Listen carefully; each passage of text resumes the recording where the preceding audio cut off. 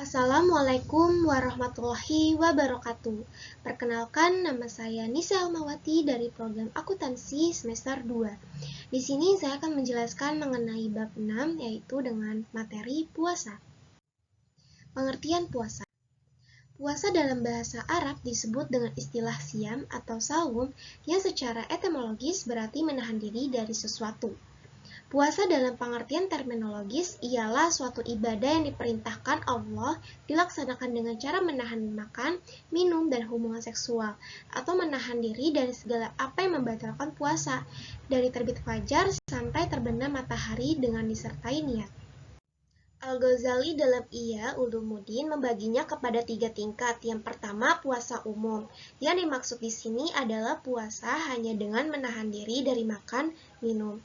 Yang kedua, puasa khusus. Ialah selain ia menahan diri dalam pengertian puasa umum di atas, ditambah dengan menahan diri dari perkataan, pandangan, penglihatan, dan perbuatan yang cenderung memperagah kepada hal-hal yang tidak baik atau negatif atau tidak pantas. Yang ketiga, ada puasa khusus. Al-Khawas adalah puasa di samping menahan diri dari pengertian puasa kepada tingkatan di atas, juga ditambah dengan puasa hati.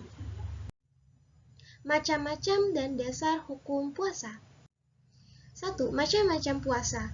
Puasa dibagi atas beberapa macam, di antaranya puasa Ramadan, puasa qada, puasa nazar, puasa kafarat, puasa tata'u. Bila dilihat dari segi hukumnya, puasa dibagi kepada 4, yaitu puasa wajib, puasa sunnah, puasa makruh, dan puasa haram. 2. Dasar hukum puasa. Puasa wajib. Yang pertama ada puasa Ramadan. Puasa Ramadan mulai diwajibkan oleh Allah Subhanahu wa taala atas umat Muhammad SAW pada tanggal 10 Ramadan 1,5 tahun sesudah Hijriah. Yang kedua, puasa qada adalah puasa yang wajib dikerjakan karena meninggalkan puasa di bulan Ramadan baik karena uzur, sakit atau musafir atau berpergian sebanyak hari yang ditinggalkannya. Yang ketiga ada puasa nazar, ialah puasa yang wajib dilaksanakan oleh orang yang bernazar sebanyak hari yang dinazarkan. Yang keempat ada puasa kafarat, adalah puasa yang dilakukan oleh seseorang karena melanggar aturan yang telah ditentukan. Puasa tatawu atau puasa sunnah. Puasa sunnah dibagi menjadi beberapa puasa.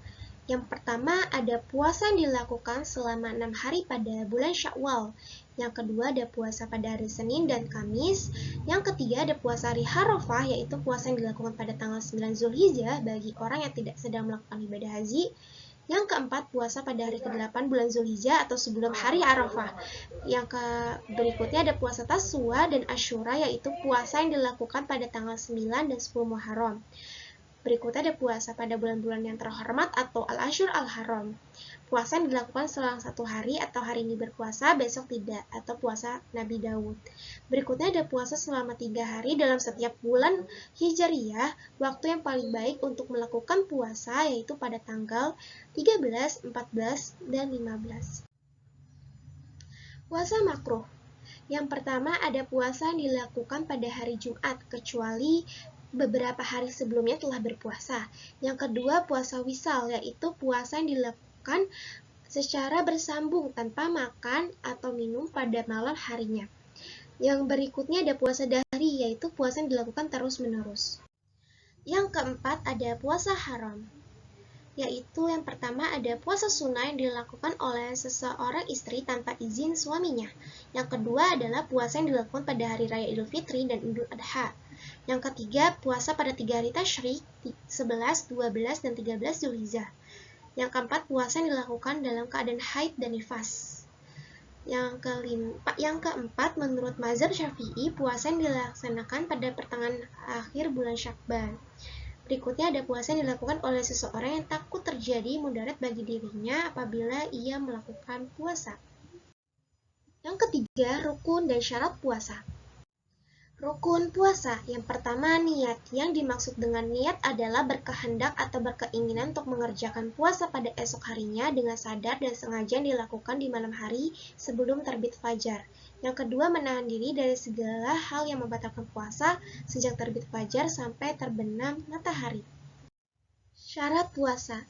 Yang pertama, syarat wajib puasa, yaitu beragama Islam, baligh sampai umur dan berakal, mampu atau kuat berpuasa dan menetap atau bermukim. Yang kedua, ada syarat sah puasa. Para ahli fikih dari mazhab Hanafi menetapkan 3 syarat bagi sahnya puasa. Yang pertama itu niat, yang kedua bersih dari haid dan nifas, yang ketiga terhindar dari segala yang membatalkan puasa. Yang keempat ada hikmah puasa. Ibadah puasa menurut Zakiyah Darajat mengandung hikmah terhadap rohani dan jasmani manusia. Hikmah terhadap rohani antara lain adalah melatih rohani agar disiplin, mengendalikan, dan mengontrol hawa nafsu agar tidak semena-mena melampiaskan keinginannya. Hikmah terhadap jasmani dalam berpuasa adalah dengan menahan makan dan minum, di samping membangun kekuatan dan ketahanan rohani, juga mempertinggi kekuatan dan ketahanan jasmani. Karena pada umumnya penyakit yang menghidap di tubuh manusia bersumber dari perut yang menampung semua apa yang dimakan dan diminum. Yang kelima, yang membatalkan puasa. Yang membatalkan puasa yang pertama itu makan dan minum dengan sengaja, muntah dengan sengaja, haid dan nifas, gila yang datang waktu menjalankan puasa. Yang keenam, cara melaksanakan puasa. Beberapa hal yang perlu diperhatikan seseorang yang hendak melaksanakan berpuasa. Yang pertama, di malam harinya berniat akan berpuasa esok harinya secara ikhlas dalam rangka pengabdian kepada Allah Subhanahu wa taala. Yang kedua, mulai pada malam itu tegakkanlah tarawih dengan berjamaah. Yang ketiga, dianjurkan makan sahur sebelum terbit fajar. Yang keempat, setelah terbit fajar harus memulai menahan dari segala yang membatalkan puasa sampai terbenam matahari. Yang kelima, setelah terbenam matahari dianjurkan segera berbuka dengan memakan sedikit buah kurma atau lutab sama dengan kurma tua. Bila tidak diperoleh bisa dengan tamar atau kurma biasa. Bila tidak diperoleh bisa dengan buah anggur yang manis atau makanan yang manis. Bila tidak ada makanan yang manis, cukup dengan beberapa teguk air lalu sholat kemudian baru makan nasi. Yang keenam, memelihara puasanya dari segala hal yang merusak nilai-nilai puasa. Itu saja yang dapat saya sampaikan di materi puasa ini. Semoga dapat dipahami. Kurang lebihnya mohon maaf. Wassalamualaikum warahmatullahi wabarakatuh.